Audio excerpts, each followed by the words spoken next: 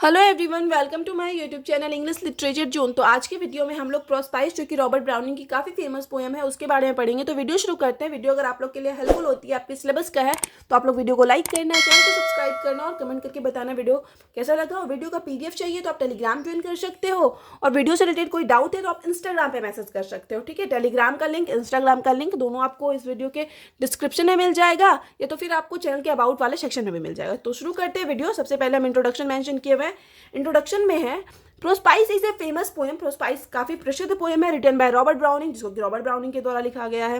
प्रोस्पाइस is A Latin word. प्रोस्पाइस एक Latin word है। That means look ahead. इसका अर्थ होता है आगे देखना। इट मीन्स भविष्य के बारे में सोचना, भविष्य को देखना। Robert browning father, Robert Browning के जो पिता थे, was very unhappy with their. उनकी शादी से ना अनहैप्पी थे। मतलब रॉबर्ट ब्राउनिंग जब शादी की तो उनके पिता उस शादी से खुश नहीं थे। He did not want the poet to marry Elizabeth. Robert Browning के पिता नहीं चाहते थे कि रॉबर्ट ब्राउनिंग एलिजाबेथ से शादी करे। ये ध्यान रखिएगा कि रॉबर्ट ब्राउनिंग जो एलिजाबेथ से शादी किए थे। And Robert browning married secretly and settle in Italy. तो रॉबर्ट ब्राउनिंग क्या करते हैं? सेक्रेटली मीन्स चुपके से शादी कर लेते हैं अपने पिता से छुपा के, एंड सेटल इन इटली, और इटली में सेटल हो जाते हैं। इन 1861 में हिज वाइफ डाइड। उनकी वाइफ की मृत्यु हो जाती है। He loved his wife very much. वो अपनी पत्नी से बहुत ज़्यादा प्यार करते थे। आफ्टर हर डेथ, उसके डेथ के बाद, he started feeling very sad. वो बहुत बुरा फील करने लगे, उदास रहने लगे। बट ही होप दैट, लेकिन उनको आशा थी दैट कि आफ्टर हिज डेथ, की आप खुद की मृत्यु के बाद, he would meet his wife again. उनको रॉबर्ट ब्राउनिंग को आशा है कि जब रॉबर्ट ब्राउनिंग की मृत्यु हो जाएगी ना, तो वो फिर अपनी वाइफ से जरूर मिलेंगे। ठीक है, प्रोस्पाइस इज बेस्ड ऑन दिस। और प्रोस्पाइस जो पोएम है वो इसी चीज़ पे बेस्ड है। It was written in 1861। इसको 1861 में लिखा गया, जबकि पोएट की वाइफ की डेथ हुई थी। 1861 में ही डेथ हुई थी पोएट की वाइफ की। यहाँ पे लिखे हुए ना 1861 में, तो 1861 में लिखा गया। And first published in dramatic personae. Dramatic personae में इसको पहली बार पब्लिश करवाया गया इन 1864 में। अब about Robert browning. Robert Browning के बारे में पढ़ लेते हैं। Robert browning is a prolific Victorian era play right. Robert browning जो है विक्टोरियन एरा के काफ़ी फेमस प्ले राइट और पोएट भी आप मेंशन कर सकते हो, काफ़ी फेमस पोएट भी थे। He is widely recognise as the master of dramatic monologue. Dramatic monologue के मास्टर के रूप में जाने जाते थे। कौन? Robert browning.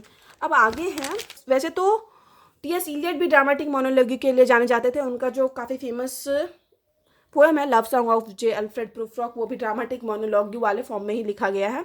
ठीक है, तो ध्यान रखिएगा ड्रामेटिक मोनोलॉग्यू के लिए दो पोएट काफ़ी फेमस थे, एक तो Robert Browning, second T S. Eliot भी। A dramatic monologue is a dialogue. A dramatic monologue जो होता है ना, एक डायलॉग होता है, एक भाषण होता है एक तरह का, बाय वन कैरेक्टर, जिसको कि एक कैरेक्टर या बोल सकते हैं एक नरेटर के द्वारा दिया जाता है। इन विच ही एक्सप्रेसेस हिज माइंड, जिसमें कि वो अपने माइंड को एक्सप्रेस करता है, मतलब अपने थॉट को एक्सप्रेस करता है, without being interfered with by any other character. बिना किसी दूसरे इंसान के, बिना किसी दूसरे कैरेक्टर के दखल के क्या होता है कि एक कैरेक्टर अपने माइंड के थॉट को एक्सप्रेस करता है ड्रामेटिक मोनोलॉग्यू में। ठीक है, भाषण के थ्रू। ब्राउनिंग्स मोनोलॉग्यू, ब्राउनिंग की जो मोनोलॉग्यू होती है, present a different aspect of love and it's intensity. तो एक अलग तरह का लव प्रेजेंट करती है और इसकी इंटेंसिटी, इसकी गहराई। ठीक है, मतलब ब्राउनिंग के मोनोलॉग्यू में एक अलग तरह का लव और उसकी गहराई के बारे में बात की गई है, एक अलग प्रकार से। He was much inspired by P B. Shelley. वो पी.बी. शैली से बहुत ज़्यादा इंस्पायर्ड थे, लगभग उनकी सारी कविताओं को पढ़ रखे थे पी.बी. शैली के। He was influent in 5 language at the age of 14 के एज में ही वो 5 लैंग्वेज को बहुत अच्छी तरीके से जानते थे। हिज फर्स्ट मेजर वर्क, उनका जो पहला मेजर वर्क है पॉलिन, इज पब्लिश इन 1833। उसको 1833 में पब्लिश करवाया गया। When he read some poem by Elizabeth Barrett. जब वो कुछ पोएम रीड करते हैं जिसको कि लिखा गया था एलिजाबेथ बैरेट के द्वारा। ठीक है, एलिजाबेथ बैरेट जिससे कि वो शादी किए। He falls in love with her without seeing her. मतलब रॉबर्ट ब्राउनिंग को एलिजाबेथ के पोएम को पढ़ के ही एलिजाबेथ से प्यार हो गया था। इन 1846 में ही मैरिड एलिजाबेथ। एलिजाबेथ से वो शादी कर लेते हैं। Among his world famous work, उनके वर्ल्ड फेमस वर्क में शामिल है, वर्क इंक्लूडेड शामिल है, man and women, dramatic personae, the ring and the book. उसके बाद है फिर and Asolando fancies and facts. ठीक है, तो ये सब उनका काफ़ी फेमस वर्क है। अब है the theme of the poem. Present poem के हम लोग थीम के बारे में, विषय के बारे में देख लेते हैं। The main theme of the Prospice is death. तो मेन थीम जो है प्रोस्पाइस का वो डेथ है, मृत्यु है। The poet is not in the least afraid of death. तो पोएट जो है बिल्कुल लिस्ट, इट मीन्स बिल्कुल थोड़ा भी नहीं डरते हैं मृत्यु से, डेथ से। He would like to experience all the pain and suffering. वह सारा पेन, दर्द, सफरिंग इट मीन्स कष्ट, एक्सपीरियंस करना चाहते हैं, वो सारा कष्ट और सारा दर्द को एक्सपीरियंस अनुभव करना चाहते हैं ऑफ डेथ, मतलब डेथ के टाइम, मृत्यु के टाइम जितना भी पेन होता है ना, सफरिंग होता है, पोइट उन सब का एक्सपीरियंस करना चाहते हैं, उन सबका अनुभव लेना चाहते हैं। हाइवर हालांकि it also deals with that themes of courage and optimistic phase of death. Death के अलावा इस पोएम में ना करेज के विषय, मतलब एक साहस भी दिखाया गया है, और optimistic phase of death, optimistic phase एक आशावादी दिखाया गया है, डेथ को लेके कैसे कोई पॉजिटिव हो सकता है। अब आगे अबाउट द टाइटल, टाइटल के बारे में देखते हैं। The title of the poem is Prospice, poem का जो टाइटल है प्रोस्पाइस है, विच मीन्स जिसका कि अर्थ होता है टू लुक फॉरवर्ड, आगे की ओर देखना, भविष्य के बारे में सोचना, ठीक है।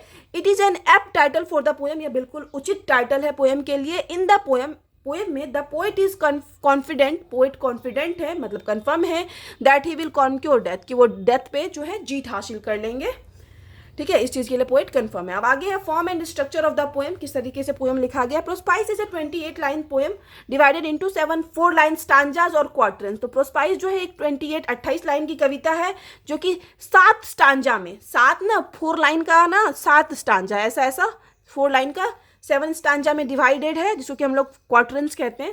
4 लाइन के स्टांजा को क्वार्टरन्स में डिवाइडेड है, तो टोटल 7 क्वार्टरन्स हैं इस पोएम में। The first and third lines are long, तो पहला और तीसरा लाइन जो है वो लॉन्ग है, वियर्स, जबकि the second and fourth line are short, जो दूसरा और फोर्थ लाइन है ना, वो दोनों लाइन क्या है, शॉर्ट है। Every 4 line have a rhyme scheme of A B A B, और हर 4 लाइन का जो राइम स्कीम है वो ए बी ए बी है, मतलब ये जो 4 लाइन है उसका राइम स्कीम ए बी करके है। अब है पोएम एनालिसिस, पोएम के विश्लेषण को देख सकते हैं कि पोएम में क्या कहा गया है। इन दिस पोएम, इस पोएम में the poet looks forward to meeting his loving wife after death. तो पोएट जो है ना, लुक फॉरवर्ड यानी आगे की ओर देखते हैं, भविष्य के बारे में सोचते हैं, किस चीज़ के बारे में, कि मीटिंग हिज लविंग वाइफ, कि कैसे वो अपनी लविंग वाइफ से, जिसको कि बहुत ज़्यादा प्यार करते थे, मिलेंगे आफ्टर डेथ, डेथ के बाद। तो इस बारे में पोएट सोच रहे हैं।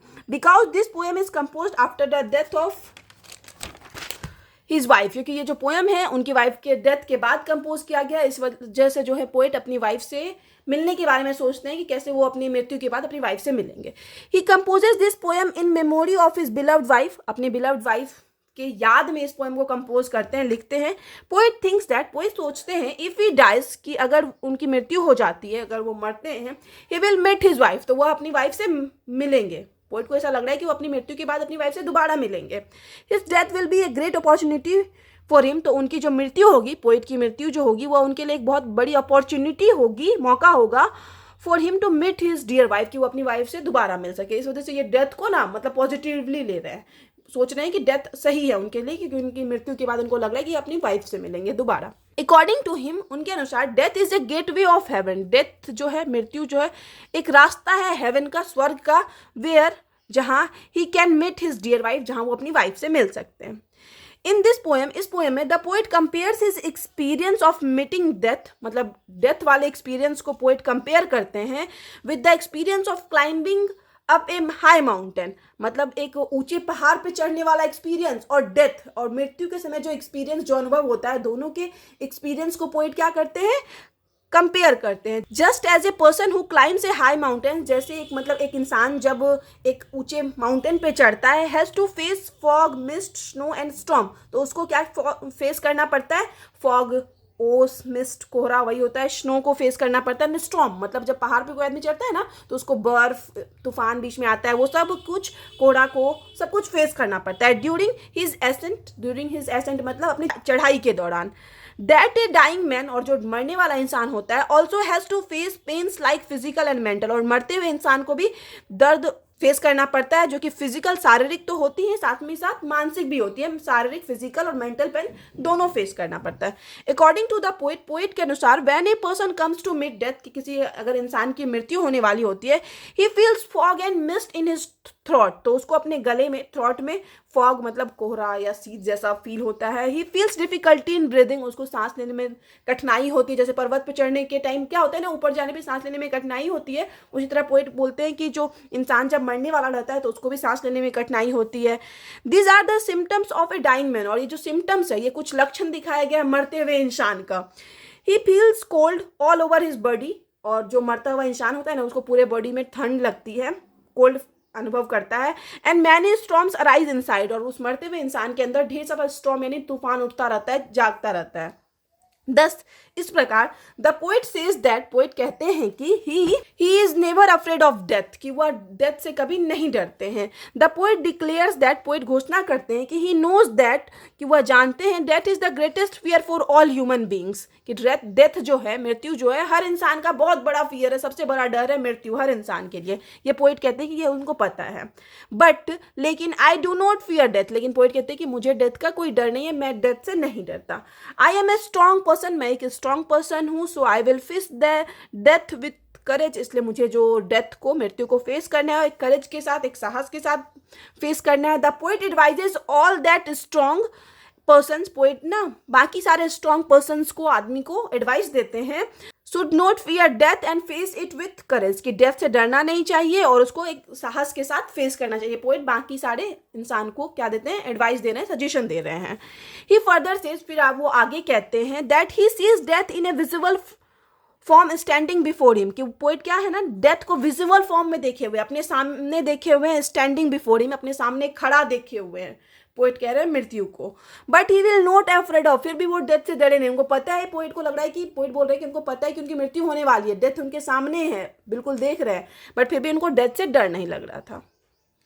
This is the liveliest description of a dying man in this poem, इस तरह से जो ये है ना, एक लाइवलीस्ट, एकदम जीता जागता एक उदाहरण है, डिस्क्रिप्शन है, इट मीन्स व्याख्या है मरते हुए इंसान की इस पोएम में। This poem is also very popular for its study of human behaviours at the time of death, और यह पोएम इसलिए भी प्रसिद्ध है क्योंकि डेथ के टाइम जो है ना, इसमें क्या है ना, एक स्टडी को दिखाया गया, एक अध्ययन को दिखाया गया, डेथ के टाइम इंसान का क्या बिहेवियर होता है, किस तरह से इंसान की मृत्यु होती है, इंसान क्या फील करता है, तो इस वजह से भी ये पोएम काफ़ी फेमस है। Now the poet imagines that, अब आगे पोइट कल्पना करते हैं, the trip of his life is going to end, कि जो ट्रिप है, यात्रा है उनके लाइफ की, वो going to end, it means खत्म होने वाली है। He has finished all his duty in life, की वो लाइफ में जितने भी उनकी ड्यूटीज थी, कर्तव्य थी, वो सारा कुछ खत्म कर चुके हैं। Now he has no more work to finish, अब उनके पास कोई काम नहीं है जीवन में करने के लिए। So he has no will to live, इसलिए वो उनके अंदर जीने की इच्छा भी नहीं है।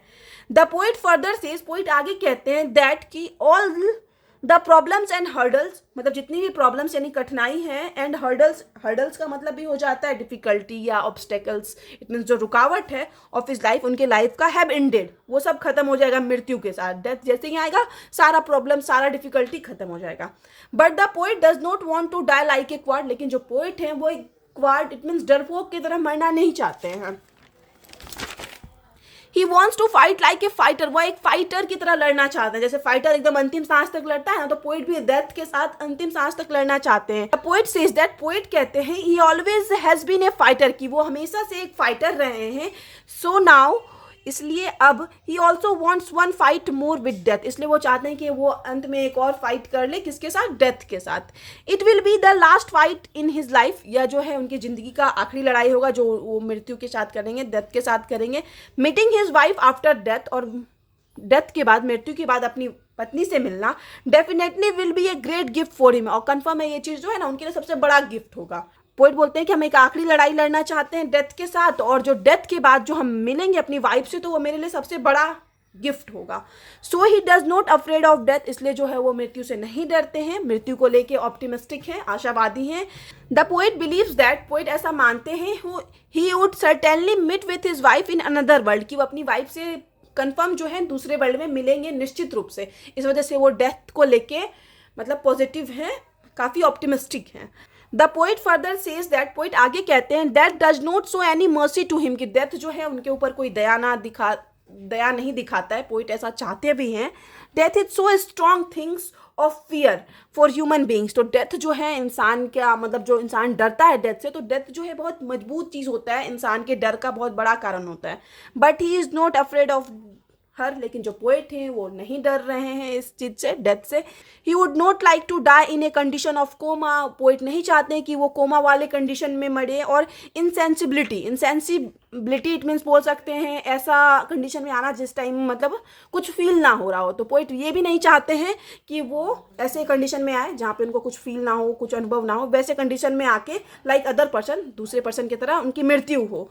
ही wants to face death in full awareness, वह चाहते हैं डेथ को फेस करना, मृत्यु को फेस करना पूरे अवेयरनेस के साथ, मतलब पूरे होशो हवास में मृत्यु को फेस करना चाहते हैं।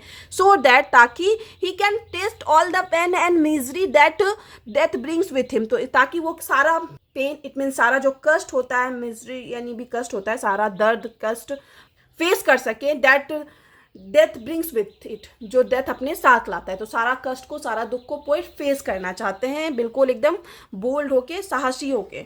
इन अदर वर्ड्स, वहीं दूसरे शब्दों में, the poet wants to tolerate any type of suffering and pain while dying, तो दूसरे शब्दों में पोएट किसी भी तरह का सफरिंग और कष्ट जो है टॉलरेट करना चाह रहे हैं, सहना चाह रहे हैं मृत्यु के समय।